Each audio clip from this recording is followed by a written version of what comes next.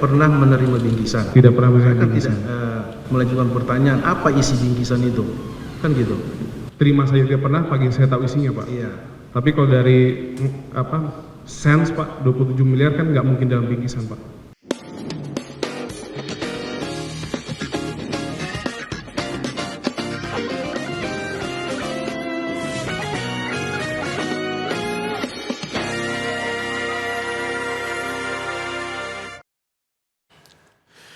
Selamat malam pemirsa, selamat datang di Konspirasi Prabu. Berjumpa lagi dengan saya Prabu Revolusi dan juga rekan saya ada Ayah Novus. Ya, selamat malam Mas, apa kabar Mas? Selamat malam Ayah dan juga pemirsa di rumah. Namun kita memang harus mengawali dengan beberapa informasi ini mengenai Israel ya yang menyerang wilayah sipil di Gaza, di mana pelabuhan Gaza dibombardir Israel dengan pesawat tempur. Israel sejauh ini berdalih membalas serangan mendadak Hamas akhir pekan lalu. Ya, pemirsa, Israel juga sengaja menghentikan masuknya makanan, bahan bakar, dan obat-obatan ini ke Gaza. Dan satu-satunya akses yang tersisa dari Mesir ini juga ditutup sejak Selasa.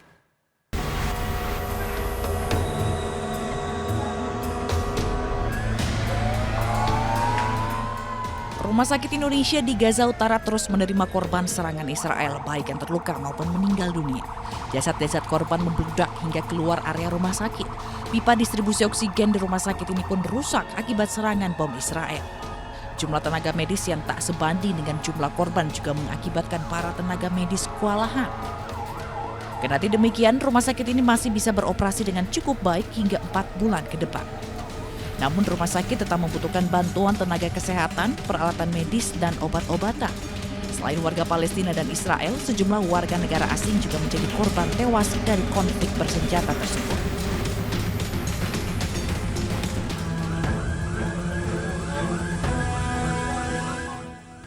Medical Emergency Rescue Committee atau MERSI Indonesia siap mengirimkan bantuan ke Rumah Sakit Indonesia di Gaza, Palestina.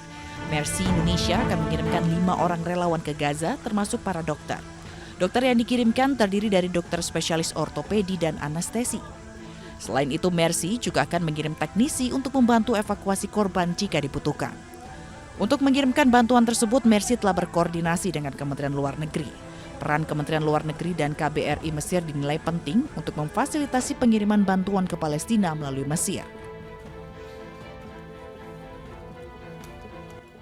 Kami minta kepada Kementerian Luar Negeri dan pemerintah agar bisa membantu memfasilitasi tim ini untuk sesegera mungkin bisa masuk ke Gaza. Dan yang kedua, tadi kami berusaha berkomunikasi dengan pihak Kementerian Luar Negeri dengan Direktur Perlindungan Warga Negara Indonesia, dan pihak yang belum meminta agar semua warga negara yang ada di Gaza untuk bisa keluar, mengingat kondisi semakin kritikal. Sebelumnya, Rumah Sakit Indonesia di jalur Gaza turut terkena serangan Israel dan tercatat 232 warga Palestina tewas.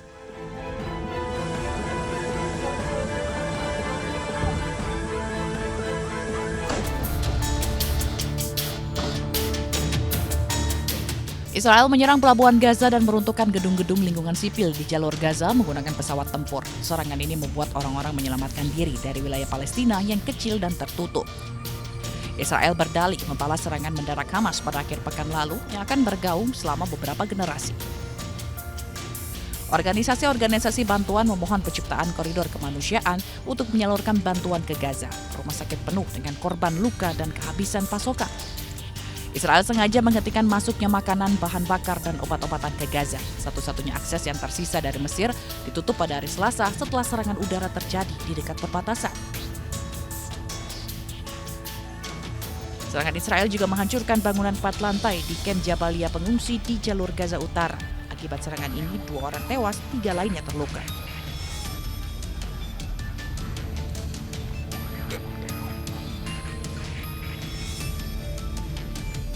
Israel juga menyerang kawasan Rimal yang merupakan pusat perbelanjaan, restoran, bangunan tempat tinggal, dan kantor milik kelompok bantuan dan media internasional.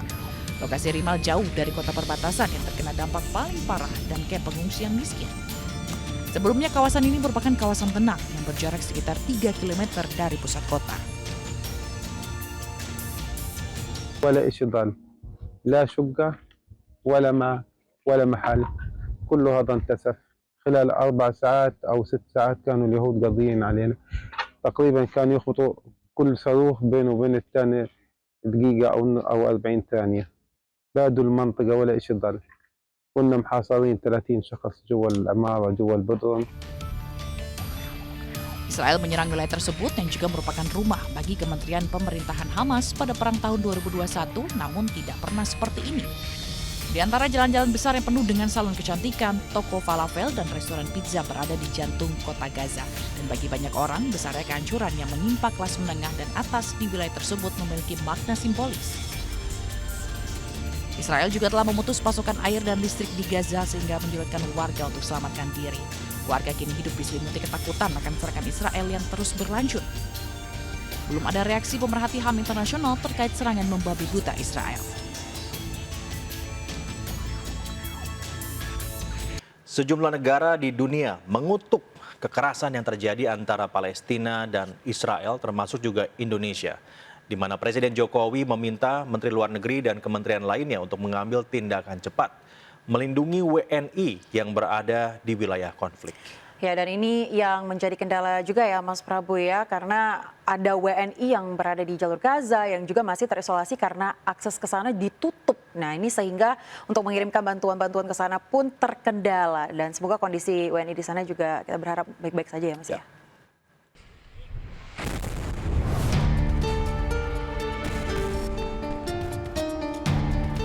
Sejumlah negara di dunia bereaksi terhadap gelombang serangan kelompok militan Palestina, Hamas, ke wilayah Israel.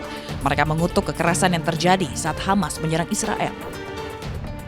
Perserikatan Bangsa-Bangsa mengheningkan cipta selama 1 menit untuk menghormati para korban peperangan antara Hamas dan Israel, serta korban jiwa akibat gempa bumi di Afghanistan. Sebelumnya PBB juga mengecam kekerasan yang terjadi antara Palestina dan Israel diikuti berbagai negara. The Secretary General also strongly condemns all violence in Syria and urges all parties to respect their obligations under international law. He also recalls that civilians and civilian infrastructure must be protected in accordance with international humanitarian law at all times. مشكلة الفلسطينيين لم تبدأ من اليوم، ولا يمكن أبدا اجتزاء التصعيد الحالي من سياقه الأوسع، وهو استمرار الاحتلال والقضاء على أي أفق مستقبلي يمكن للشعب الفلسطيني أن يحقق من خلاله تطلعاته السياسية في دولة مستقلة على حدود 67.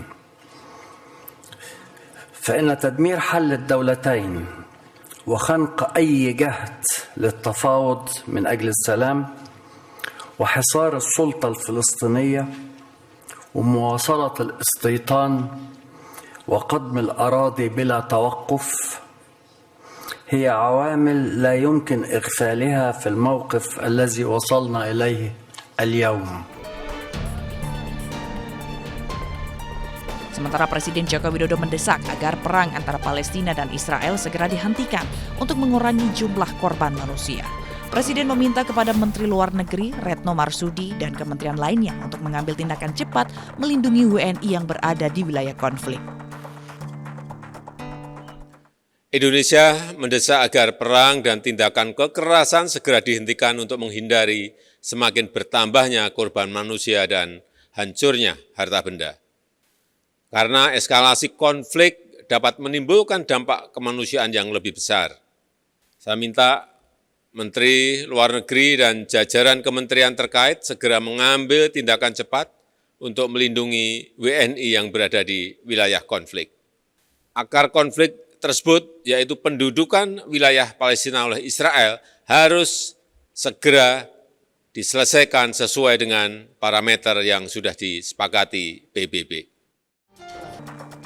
Jumlah korban tewas telah lebih dari 1.600 orang dan ribuan lainnya terluka di kedua belah pihak dalam serangan sepanjang Sabtu hingga Minggu.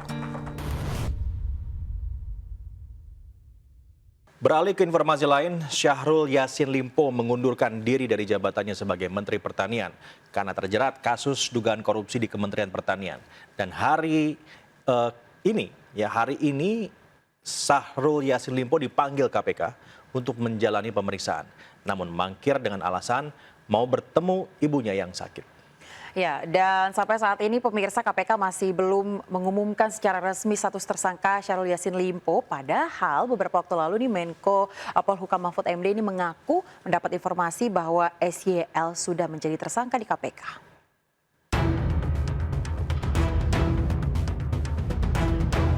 Usai tiba di Indonesia setelah sempat menghilang beberapa hari, Syahrul Yassin Limpo mendatangi kantor Kementerian Sekretariat Negara Kemensetnek untuk menyerahkan surat pengunduran diri sebagai menteri. Pengunduran diri Syahrul Yassin dari kursi menteri terkait dengan kabar penetapannya sebagai tersangka kasus dugaan korupsi di lingkungan Kementerian Pertanian. Saya sore hari ini datang meminta waktu Bapak Presiden dan diberi kesempatan melalui Menseknek Pak Pratik untuk menyampaikan usul dan surat pengunduran diri saya sebagai menteri. Alasan saya mengundurkan diri adalah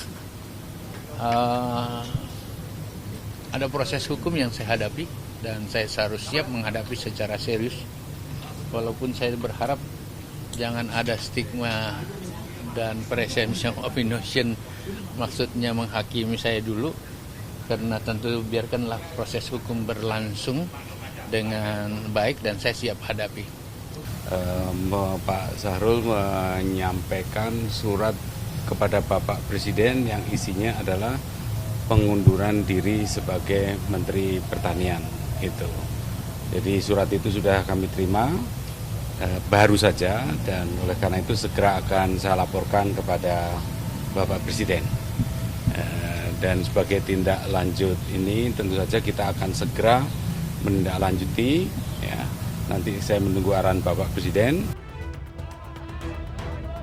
Kasus dugaan korupsi yang melibatkan Menteri Pertanian Syahrul Yassin Limpo mencuat setelah KPK menggeledah rumah dinas Menteri Pertanian pada 28 September lalu dan kantor Kementerian Pertanian sehari setelahnya untuk mengungkap dugaan korupsi.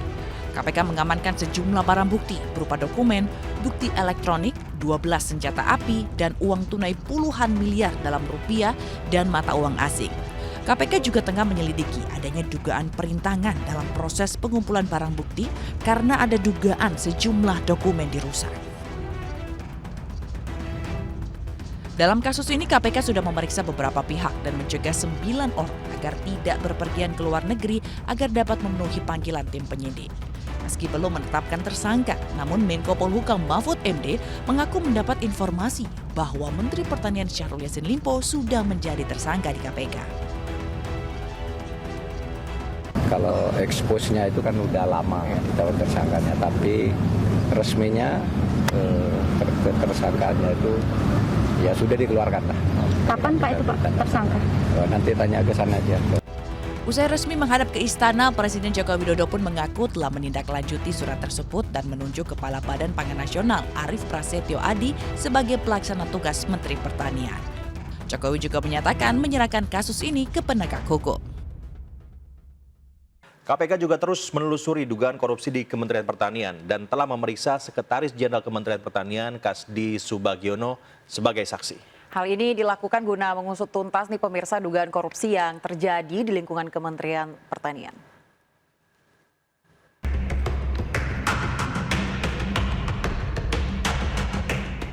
KPK memanggil sejumlah saksi untuk mengusut kasus dugaan korupsi yang terjadi di Kementerian Pertanian. Salah satunya adalah meminta keterangan dari Kasdi Subagiono, Sekretaris Jenderal Kementerian Pertanian. Ia datang ke KPK hari ini dan menjalani pemeriksaan secara langsung. Pemanggilan saksi ini untuk melengkapi barang bukti setelah sebelumnya KPK mendalami sejumlah dokumen yang disita saat penggeledahan di rumah dinas Mentan dan juga kantor Kementerian Pertanian. Sebelumnya KPK telah memeriksa mantan Menteri Pertanian Syahrul Yassin Limpo dan juga beberapa orang lainnya untuk dimintai keterangan demi mengusut tuntas dugaan korupsi yang terjadi di lingkungan Kementerian Pertanian. Dari Jakarta, Ismalia Oki Mahendra, iNews melaporkan. Masih seputar kasus korupsi yang terkini, pagi tadi jaksa memanggil Menteri Pemuda dan Olahraga Dito Aryo Tejo sebagai saksi dalam sidang lanjutan perkara korupsi BTS 4G, 4G di Kominfo. Ya, Menpora Dito ini pemirsa menjadi saksi yang memiliki urgensi dalam pembuktian terkait uang 27 miliar rupiah. Dan selama pemeriksaan tadi nih, Mas Prabu ya, dan pemirsa, Dito ini membantah menerima aliran dana 27 miliar rupiah.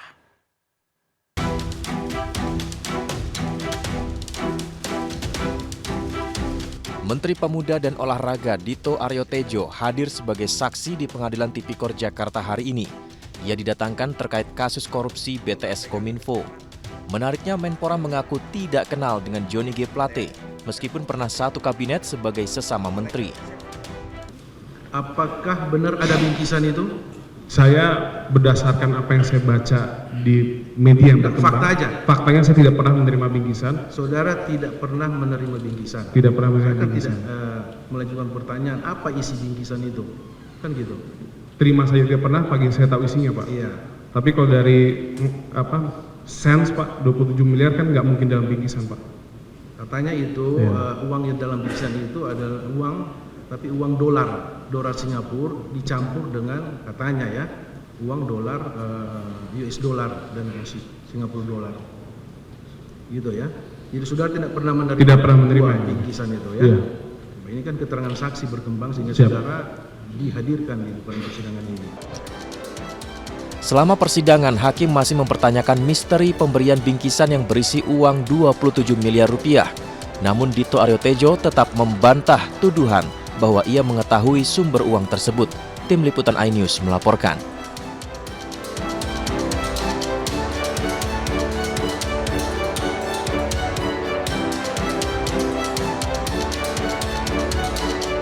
Ayah dari Ronald Tanur, Edward Tanur, dinonaktifkan dari partai buntut kasus pembunuhan kekasih yang dilakukan anaknya.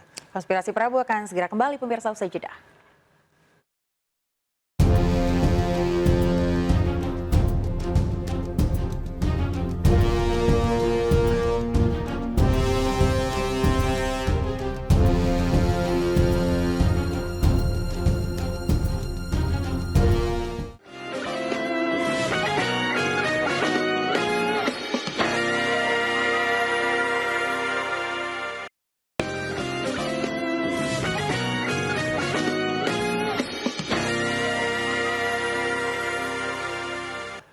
Pemirsa, masih bersama saya di Konspirasi Prabu. Polisi telah menggelar rekonstruksi dari kasus penganiayaan yang dilakukan oleh Ronald Tanur, anak anggota DPR RI terhadap kekasihnya. Nah, olah TKP juga telah dilakukan di sejumlah lokasi seperti di restoran, di tempat karaoke, hingga juga di apartemen pelaku ya. Ya, ini yang kemudian menjadi sorotan dan sangat disayangkan nih Mas Prabu dan juga pemirsa, ya, tersangka ini jerat dengan pasal penganiayaan nih, bukan pembunuhan.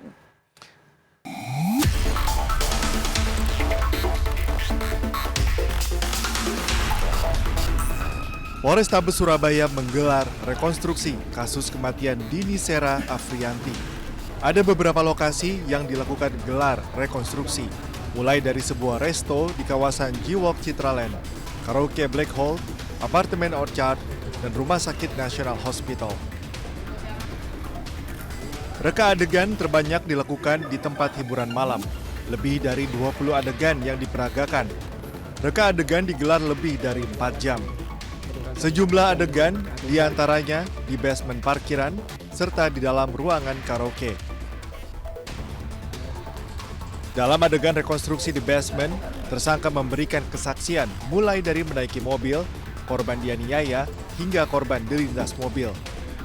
Dalam rekonstruksi, pengamanan diperketat, area kejadian pun disterilkan. Secara prosedural dan profesional guna betul-betul untuk mencari fakta yang sebenarnya dari perkara hilangnya nyawa dari korban ini. Sementara itu, keluarga korban berharap tersangka yang diketahui anak anggota DPR RI dihukum seberat-beratnya. Senada dengan pihak keluarga, kuasa hukum korban juga berharap pelaku dijerat dengan pasal pembunuhan. Hal ini dikarenakan sebelum meninggal, korban dianiaya dengan sadis oleh pelaku. Tim kami akan mengawal agar pelaku ini mendapatkan ganjaran yang setimpal. Artinya apa? Di sini kita melaporkan terkait dugaan penganiayaan berat dan atau pembunuhan. Harapan kami pasal yang dikenakan kepada pelaku ini adalah pembunuhan 338. Imbas kasus ini, ayah tersangka menjadi sorotan. Pasalnya, ayah tersangka merupakan anggota DPR RI dari fraksi Partai Kebangkitan Bangsa, Edward Tanur. PKB akhirnya menonaktifkan Edward Tanur dari keanggotaannya di Komisi 4 DPR RI. PKB mengaku berpihak pada korban dan meminta Edward fokus menghadapi kasus hukum anaknya.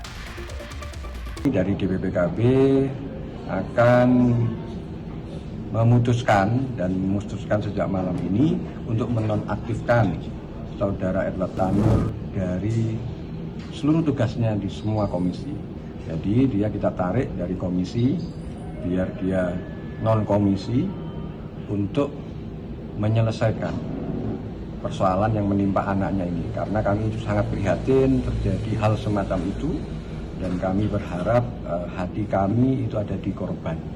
Karena itu kemudian kami mengambil kebijakan saudara Edward Tanur yang kebetulan menjadi anggota FPKB DPR RI, dia juga bukan pengurus DPW, tapi sebagai anggota fraksi, kita cabut dirinya dari komisi di mana dia bertugas agar dia berkonsentrasi menyelesaikan persoalan anaknya ini dan mematuhi seluruh aturan main, seluruh peraturan perundang-undangan terkait ini. Sementara itu, ayah kandung Ronald Tanur, Edward Tanur, meminta maaf atas kejadian yang melibatkan anaknya. Ia pun berkomitmen tidak akan mengintervensi jalannya proses hukum terhadap anaknya. Saya sangat berbelasungkawa, menyesal atas perbuatan si Ronald, anak saya, karena kejadian ini tidak kita semua harapkan. Dan saya menyampaikan permohonan maaf sebesar-besarnya dan penyesalan yang mendalam atas meninggalnya almarhumah saudari kita Dini Sera Afrianti. Kan saya sudah ditegur juga dari partai saya. Saya bilang, Pak, saya orangnya bukan tipe orang pengecut. Kalau saya katakan saya tidak mau besok-besok Edward Tanur melakukan pembohongan atau penipuan. Saya nggak mau. Akibat perbuatannya, tersangka dijerat dengan pasal penganiayaan berat dan kelalaian yang termaktub dalam KUHP. Tersangka terancam hukuman 12 tahun penjara, namun kuasa hukum korban berharap tersangka bisa dijerat dengan pasal pembunuhan. Sebelumnya, Dini Sera Afrianti meregang nyawa di tangan Gregorius Ronald Tanur saat berkaraoke di salah satu tempat hiburan di Surabaya, Jawa Timur. Korban yang sudah tidak sadarkan diri awalnya tergeletak di basement. Namun tersangka tidak menolong dan merekam, bahkan menertawakan kondisi korban. Tersangka kemudian membawa korban menggunakan mobilnya menuju apartemen korban. Namun karena kondisinya semakin kritis, oleh tersangka dibawa ke rumah sakit, namun nyawa korban sudah tidak tertolong. Tim Liputan iNews melaporkan. Ya pemirsa, juga ayah pasti saya rasa ingat ya tentang kasus kopi sianida yang terjadi sekitar 7 tahun lalu kurang lebih ya. Saya masih Saat kuliah itu, tuh, Mas. Iya, waktu itu kan memang kasusnya ramai Kami sekali ramai, dan ya. semua media juga meliput dan ini menjadi perhatian media asing juga. Nah baru-baru ini kasusnya dibahas lagi setelah tayangan film dokumenter di layanan streaming. Saya sarankan kamu nggak nonton sebelum tidur, nanti nggak bisa tidur. Tapi udah nonton sih, Mas. Karena seseru itu gitu loh, ya kan? Karena memang tidak hanya ayah aja, banyak sekali masyarakat Indonesia juga membahas hal ini nih. Nah, sampai-sampai para netizen nih kalau kita nyebutnya masyarakat yang ada di online ini menyerbu juga akun Instagramnya Pak Jokowi nih. Minum apa? Mineral water. Jessica was ordering. Kasus kopi sianida yang menewaskan Wayan Mirna Salihin 7 tahun lalu kembali jadi sorotan publik usai film dokumenter berjudul Ice Cold Murder Kavi and Jessica Wongso tayang di layanan streaming akhir September lalu. Dari hasil Film dokumenter yang dibuat oleh Rob Sixsmith ini memberikan sudut pandang baru bahwa penetapan Jessica Wongso sebagai pelaku utama pembunuhan Mirna abu-abu. Publik pun menilai ada kejanggalan dalam kasus ini. One, was this a murder? And two, if so... Hal ini menimbulkan pro dan kontra di masyarakat. Beberapa dari mereka menilai Jessica pasti pelakunya. Sementara beberapa lainnya menilai bahwa Jessica mungkin tidak bersalah. Apa yang terjadi pada orang yang berada di sekeliling? Kalau sampai saat sekarang saya tidak setuju karena bukti-bukti yang ada itu belum terlalu detail ya, belum terlalu otentik ya. Karena berdasarkan dari pihak kepolisian aja, sebenarnya dari pihak-pihak lain itu sepertinya belum terlalu didalamin. Mungkin begitu. Menurut pendapat saya sendiri sih, dari banyaknya sidang yang berjalan, Jessica belum salah sih. Gitu. Bukan bisa jadi sih, tapi memang mungkin sudah direncanakan. Dari berita yang saya baca itu emang si Jessica ini terbukti sih, lebih tepatnya ada buktinya gitu. Menyatakan terdakwa Jessica Kumolo alias Jessica Kumala Wongso alias Jess telah terbukti secara sah dan meyakinkan bersalah melakukan tindak pidana pembunuhan berencana. 2. Menjatuhkan pidana terhadap terdakwa tersebut dengan pidana penjara selama 20 tahun. Demikian putusan majelis. Hakim memvonis Jessica Wongso bersalah atas kematian Wayan Dana Salihin 6 Januari 2016 lalu karena memasukkan racun sianida ke dalam kopi Vietnam milik sahabatnya itu. Jessica pun dihukum 20 tahun penjara. Jessica pernah mengaku bahwa ia memesankan kopi Vietnam untuk Mirna. Merasa ada yang salah, almarhumah Mirna sempat meminta Jessica mencicip kopi Vietnam tersebut, namun tak dilakukannya. Saya tahu Mirna itu sudah minum karena habis dia minum, dia bilang rasa kopinya nggak enak. Terus, it's awful, dia bilang seperti itu. Nggak enak, aneh gitu. Terus sodorin ke muka saya gini, suruh cobain. Terus saya cium, wanginya emang nggak enak. Saya nggak pernah cium kopi warna. Kenapa Jessica tidak mencicipi atau mencobanya? Waduh, aromanya saja sudah kayak gitu, saya tidak. Dan aroma itu tidak pernah atau sebelumnya tidak tercium oleh Anda ya ketika kopi itu dihidangkan di atas meja? Iya, sampai didekatkan gitu baru tercium. Lalu saya ingat masnya yang tuangin tekonya itu, dia bilang kopinya strong katanya gitu. Itu setelah itu pas lagi dihidangkan, dihidangkan, iya. Artinya sebelum Mirna datang. Iya, sebelum Mirna datang. Oke, ketika Anda disuruh mencium, reaksi dari Mirna dan Hani seperti apa? Saya nggak lihat Hani, cuma si Mirnanya ya kayak mukanya kayak baru ngerasain sesuatu yang nggak enak gitu. Ya terus saya cium kan, oh iya kok wanginya aneh gini. Gitu, apakah Hani juga menciumnya? Nah saya abis itu langsung si Mirna tangannya langsung begini, suruh saya ambil air, katanya Jess ambilin air dong, tolong cepetan gitu. Itu diucapkan oleh Mirna. Oke. Ketika melihat Mirna reaksinya sedemikian hebat setelah meminum kopi Vietnam itu, Jessica panik? Ntar dulu, saya belum sampai. Baik, silakan. Iya, jadi waktu baru minum, dia kan cuma bilang mukanya kayak baru ngerasain sesuatu yang pahit atau nggak enak gitu kan. Lalu dia minta air, suruh saya ambil air. Nah saya nggak lihat tuh pada saat itu, saya kan lagi ngomong sama servernya di daerah, jadi jalanan antara tengah-tengah antara bar, ini saya dan pelayan, ini Mina Mahani di sini kan. Jadi saya nggak lihat ke belakang gitu, mereka lagi ngapain. Jadi Anda langsung lari ke bar meminta air? Iya, saya nggak benar-benar ke bar, saya ketemu pelayannya sebelum ke bar, jadi di tengah-tengah. Nah pada saat itu saya nggak memperhatikan mereka itu ngapain dan mukanya Mirna kayak apa, saya nggak lihat. Tapi saya ingat waktu saya kembali, waktu mau duduk, si Mirna kepalanya sudah gedeblak ke belakang. Tapi saya lihat prosesnya waktu gedeblak ke belakang begini. Hani reaksinya seperti apa ketika? Ya kita berdua langsung kayak bangunin si Mirna kan. Publik juga ramai berkomentar di Instagram Presiden Jokowi. Mereka menuntut keadilan untuk Jessica dengan menuliskan #JusticeForJessica. Kepolisian terus mendalami kasus tewasnya siswa kelas 9 SMPN 132 Jakarta Barat yang diduga karena terjatuh dari lantai 4 gedung sekolah. Ya, informasi selengkapnya pemirsa masih akan kami hadirkan di Konspirasi Prabu sesaat lagi.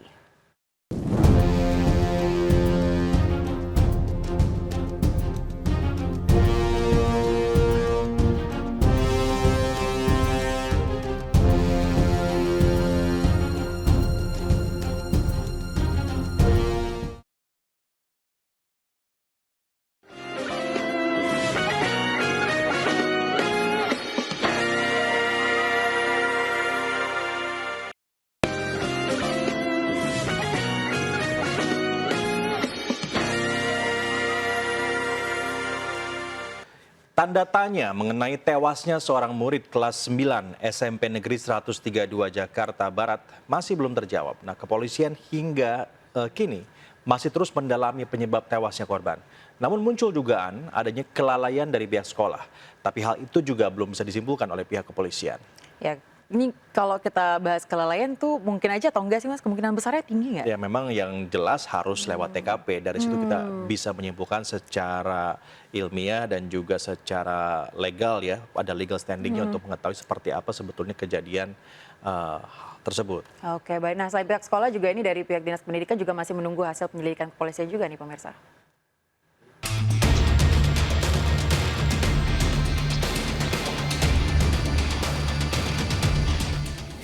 Seorang siswa sekolah menengah pertama Negeri 132 bernama Dimas Ramdan tergeletak dengan luka parah di bagian kepala di Kedaung Kaliangke, Jakarta Barat.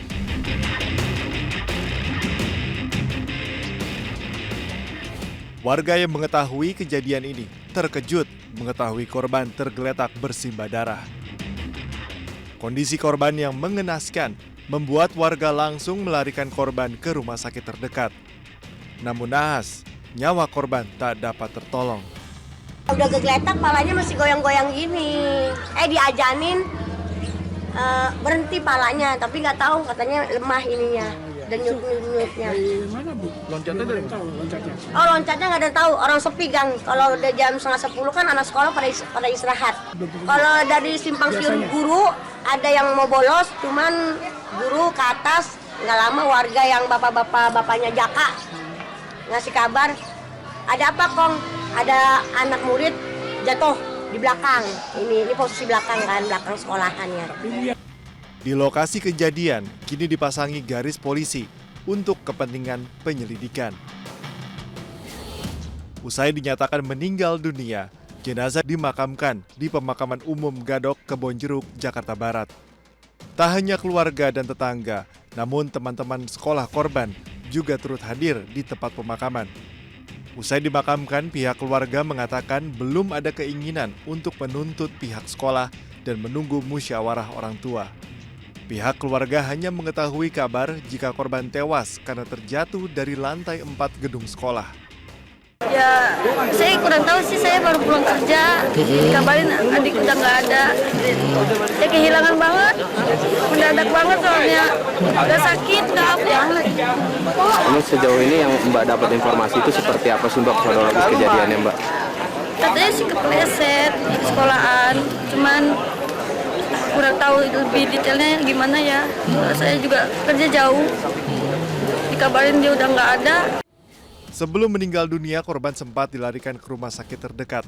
Namun nahas, nyawa korban tak terselamatkan karena mengalami luka parah pada bagian kepala. Pasca insiden jatuhnya seorang siswa sekolah SMPN 132 Cengkareng, Jakarta Barat, petugas kepolisian sektor Cengkareng menyambangi gedung sekolah. Di sekolah ini, petugas telah mengumpulkan keterangan dari sejumlah saksi. Korban yang diketahui bernama Dimas Ramdan, siswa kelas 9, meninggal dunia di Rumah Sakit Geraha Kedoya, Jakarta Barat. Kematian korban hingga kini masih dalam penyelidikan. 132 Cengkareng, kami dari Polsek Cengkareng sedang melakukan paket dan penyelidikan. Kira-kira korban ini berapa orang dan yang meninggal? Untuk kejadian ini kita cek ada 1 orang dan sudah kita rujuk ke rumah sakit. Nah, atau orang lain yang di TKP kita full bucket, termasuk kita cek apakah ada titik CCTV, termasuk saksi-saksi yang mengetahui kejadian. Pihak kepolisian masih mendalami dugaan penyebab tewasnya korban. Pihak lain pun seperti Dinas Pendidikan masih menunggu hasil penyelidikan dari pihak kepolisian. Dari Jakarta, Miftahul Gani, iNews melaporkan. Ya, bukan saja hanya pihak kepolisian, Komisi Perlindungan Anak Indonesia atau KPAI juga ikut menyoroti kasus ini. KPAI menyayangkan insiden tewasnya siswa sekolah menengah pertama karena terjatuh dari lantai 4 gedung.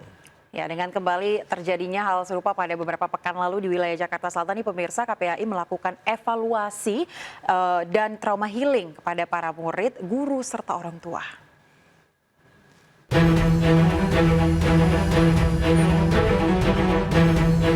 Usai peristiwa siswa yang tewas akibat terjatuh dari lantai 4 gedung sekolah, Komisi Perlindungan Anak Indonesia atau KPAI melakukan pertemuan di Sekolah Menengah Pertama Negeri 132 Jakarta.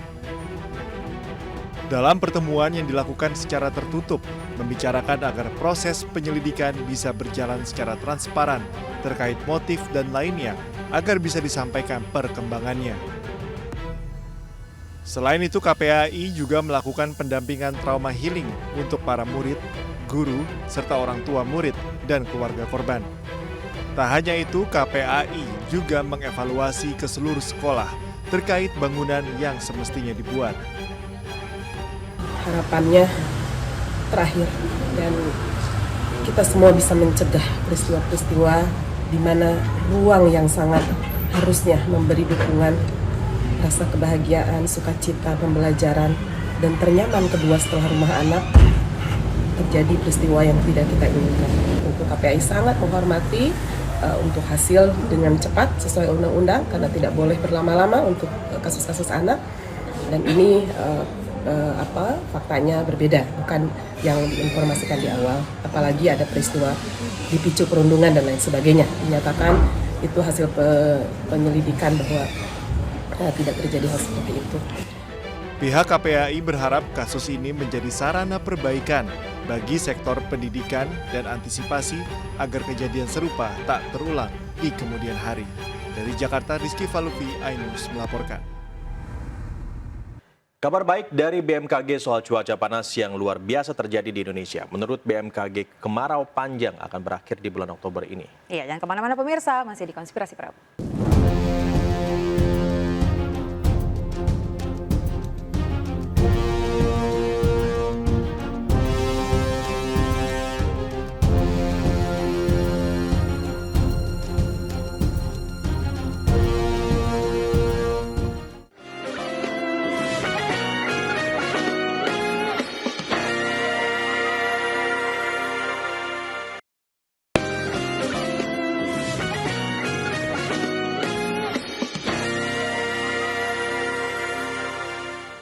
Akhirnya ada kabar baik dari BMKG ya. Ini soal cuaca panas yang luar biasa terjadi di Indonesia. Jadi BMKG mengatakan bahwa kemarau panjang ini akan berakhir di bulan Oktober. Jadi kurang lebih masih ada sekitar 20 hari lagi kita berpanas-panas ria ya di Indonesia ini. Iya. Nah kalau November nanti udah masuk musim hujan gitu. Tapi ini juga harus menjadi perhatian kita semua nih Mas. Apalagi untuk terkait dengan kondisi kesehatan kita di pancaroba dari musim panas ke musim hujan ini juga harus penting sekali. Harus banyak minum vitamin. Iya betul. Minum vitamin nggak? Dan air putih, vitamin kurang. Oh kurang, mau saya kasih vitamin ya? Vitamin kasih sayang. Jangan curhat dong, ini lagi siaran buat penonton seluruh Indonesia. Benar. Tapi benar sekali pemirsa, kita harus penting sekali untuk menjaga kesehatan ya Mas ya di pancaroba ini ya.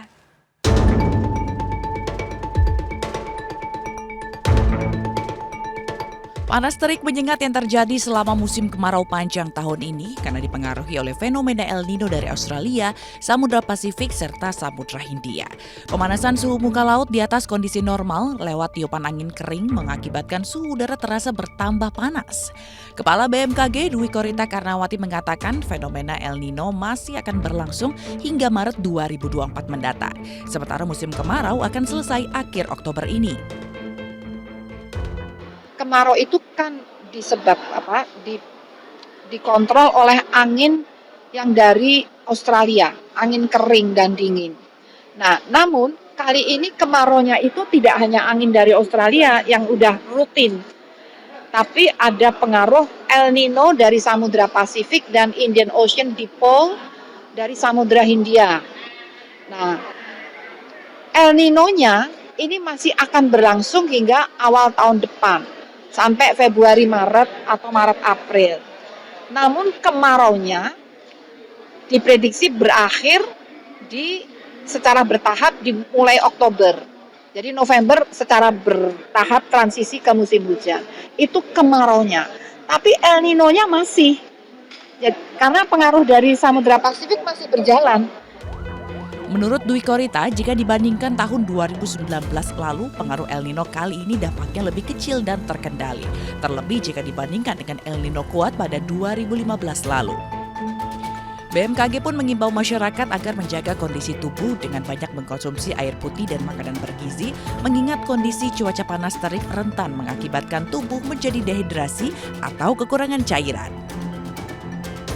Berikut sejumlah tips untuk menghadapi cuaca panas.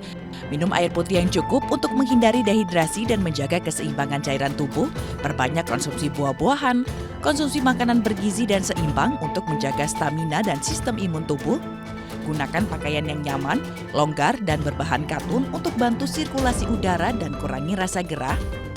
Hindari aktivitas fisik berat di luar ruangan pada siang hari, terutama pukul 10 hingga 15 waktu Indonesia Barat. Gunakan tabir surya, topi, payung, atau kacamata hitam untuk mencegah paparan sinar UV. Jaga kebersihan diri dan lingkungan untuk mencegah penyebaran penyakit yang berkaitan dengan suhu panas. Sementara itu, pemerintah Provinsi Kalimantan Tengah menaikkan status kebakaran hutan dan lahan dari siaga menjadi tanggap darurat selama 10 hari. Ya, Panglima TNI pemirsa juga telah mengerahkan jajarannya untuk terjun langsung membantu Pemda yang terdampak karhutla, salah satunya ini dengan modifikasi cuaca.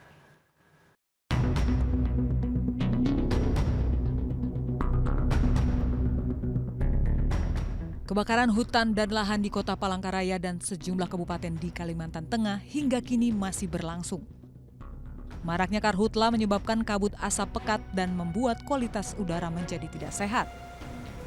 Melihat kondisi ini, pemerintah Provinsi Kalimantan Tengah menaikkan status karhutla dari siaga darurat menjadi tanggap darurat selama 10 hari ke depan. Pemerintah Provinsi Kalimantan Tengah juga menyiapkan anggaran 110 miliar rupiah untuk penanganan karhutla di wilayahnya.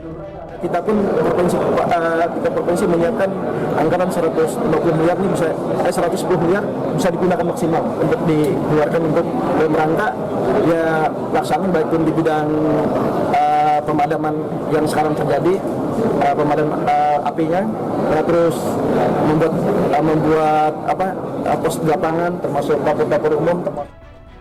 Sementara menanggapi maraknya karhutla, Panglima TNI Laksamana Yudo Margono meminta jajarannya untuk membantu pemerintah daerah yang terdampak untuk penanganan dan pemadaman. Selain mengerahkan sejumlah personil, upaya yang dilakukan TNI adalah menyiapkan pesawat untuk melaksanakan teknologi modifikasi cuaca. Untuk karhutla kemarin juga sudah dibahas dalam ratas ya tentang peran TNI di dalam membantu pemerintah, membantu BNPB tentang untuk pemadaman karhutla. Memang ini sudah juga dengan kondisi El Nino seperti ini ya kebakaran terjadi di mana-mana. Saya sudah sampaikan TNI siap mendukung personil untuk melaksanakan pemadaman karhutla maupun tempat-tempat sampah juga yang terbakar. Juga kita bisa siap mendukung pesawat untuk melaksanakan TMC untuk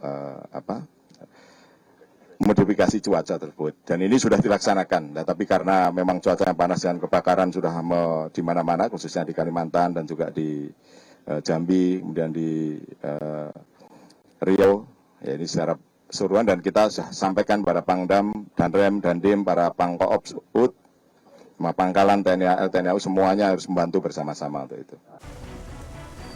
Kebakaran hutan dan lahan ini menjadi perhatian serius karena sudah terjadi di sebagian besar wilayah Indonesia, khususnya Kalimantan, Jambi, dan Riau. Tim Liputan iNews melaporkan.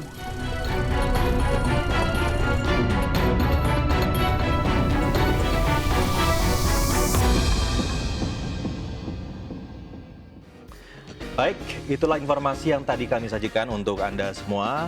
Kita harus pamit dulu di Konspirasi Prabu edisi malam ini. Saya Prabu Revolusi. Dan saya Yanufus pemirsa pamit undur diri. Sampai ketemu lagi di episode berikutnya.